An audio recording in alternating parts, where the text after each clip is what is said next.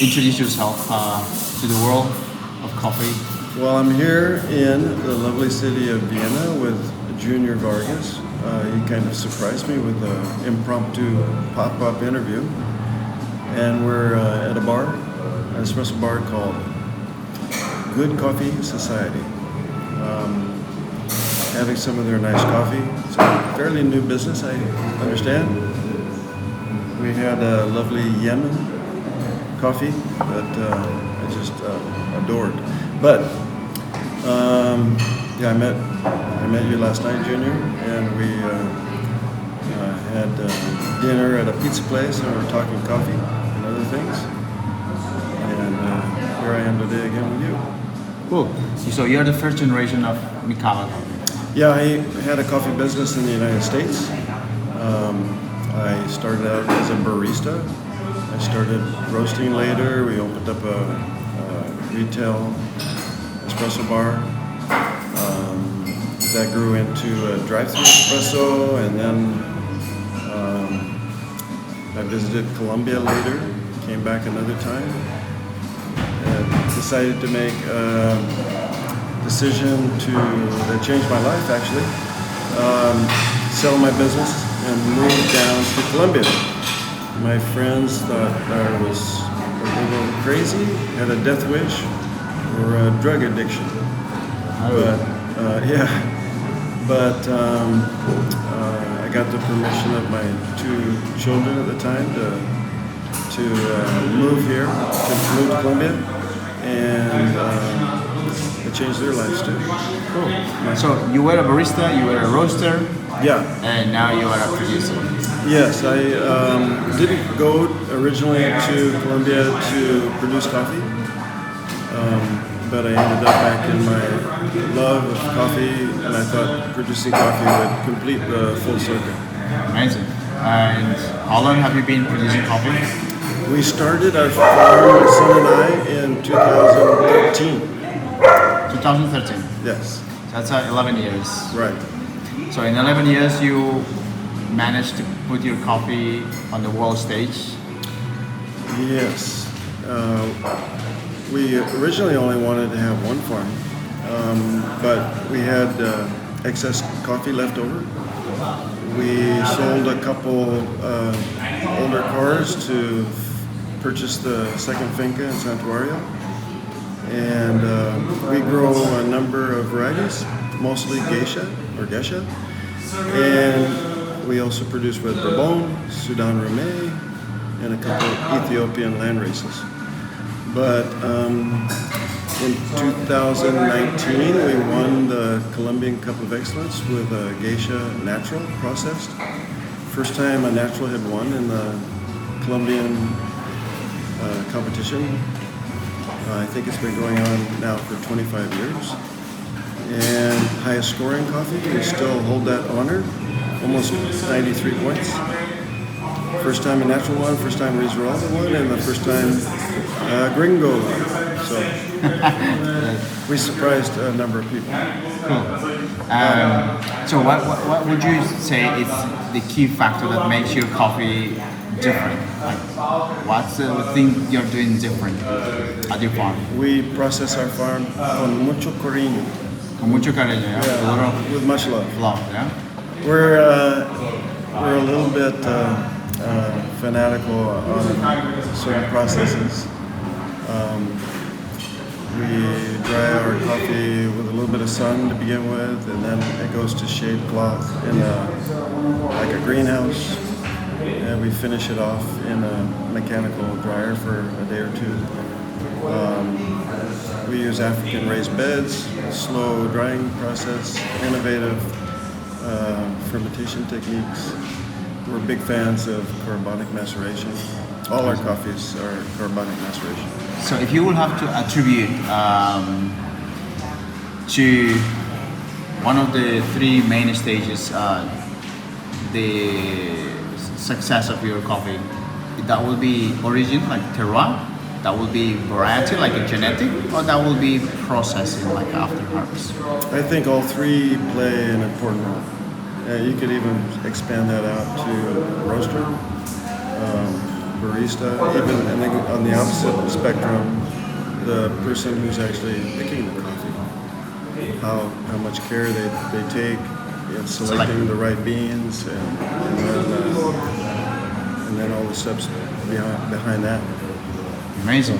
Are we going to see something different in the next years coming? Well, we like to experiment with new processing techniques. Right now, our three mainstays, our flagships, are an extended fermentation, natural. What is the extended fermentation for you, Michael? Well, we've done experiments all the way up to 30 days and taking coffees out every few days in the same lot, cupping them. So we've kind of kept it a secret on how many days we ferment. Also, we kind of control the temperature on that too. We use both stainless steel bioreactors and plastic tubs for fermenting coffee. Right. But the other mainstay that I forgot to mention was a double carbonic maceration wash coffee. Starts out as a natural, goes to like a honey process, and then we wash it and use carbonic maceration in both steps. Turned out really well. That's what won the eBrick World of Coffee competition with Jordan representing France this year. Nice. And which coffee did Sherry use it in World Cup? Well, in 2019 we won the Colombian Cup of Excellence. 2020, both farms. Marsesia won the gold, Santuario won the silver in a Colombian competition called Jara Champion. In 2021, when Matt Winton won the World Brewing Competition, Daiki, who came in a really close second, was using our coffee. And then 2022, Sherry from Taiwan won the World Brewers Competition in Melbourne. Last year, our coffee won the eBrick competition in Athens. And then this year, it won again in the eBrick in Copenhagen. Amazing. So, yeah, we're really fortunate, and thank God that He's given us so many successes in this area. Is there any fermentation that calls your attention? Any process? Apart from the one you already do? We've done various experiments with kombucha. We want to go back to that. That's really nice. We're open to, we've done some fermentation with cascara, coffee flowers, coffee leaves, water. We've added like raw sugar to our fermentation tanks at times. It's always fun to do experiments in the off season with small lots, and if we come up with something really nice like the double washed. Can replicate. Yeah, during the main harvest. What do you think about infused coffee? Well, I think there is a market for that. And I think if the producer is being transparent about infused coffees, that it's fine. So I know there are some that adamantly think that it should be totally natural and just, but if you take like many foods are co-fermented or infused, yeast is added many times, which is allowed, but let's say maybe fruit in the past has not been allowed. So why would yeast be allowed in one sense and fruit not in another? But yeah, I think there's a market for it with certain people, and I also think there's definitely a market for keeping the variety and the terroir is the only factor along with the fermentation affecting the flavor. Yeah, I think so. I share the same thought. Yeah. My last question. Sure. How do you see coffee in the future? Well, you've been a while in the coffee industry. Yeah. You've seen how it's let's say 30 years ago, you've seen how it has developed. Right. And I don't know if you picture coffee now, 30 years ago, and how do you think coffee is going to do in the next 10, 20, 30 years?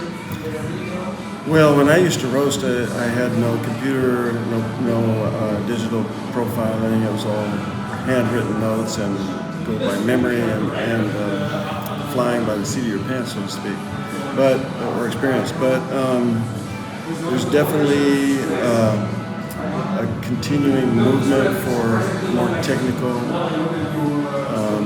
coffee production, processing, brewing techniques.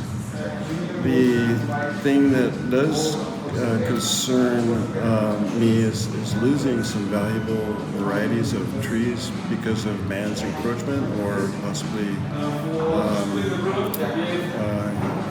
weather changing climate change. We've experienced that just a little with insects, broca in particular, going higher and higher in the elevation process, or the elevation and hitting farms that before were too cold for that particular insect. For the variety. Not for the variety, but for the broca would actually, they don't like cold weather. Yeah. So they're now going up and up in the elevation. They're getting more resistant. Not resistant. It's getting warmer at higher elevations, allowing them to migrate to higher elevations. So you mean that the climate changing is changing, therefore the disease is also going higher and higher. Yeah. It's a good point. But coffee, to me, is a really fragile plant. It's really susceptible to insect, fungal, and other diseases that can decimate whole varieties or areas of coffee. Cool. So there was Paul from Mikava Coffee from Colombia. I mean, you are from Dublin. I was born in England. My father's from Dublin. My mother London. We immigrated to the United States when I was just born. And then to Colombia. And then last 20 years I've been in Colombia. Thanks, man. You're welcome. Thank you so much.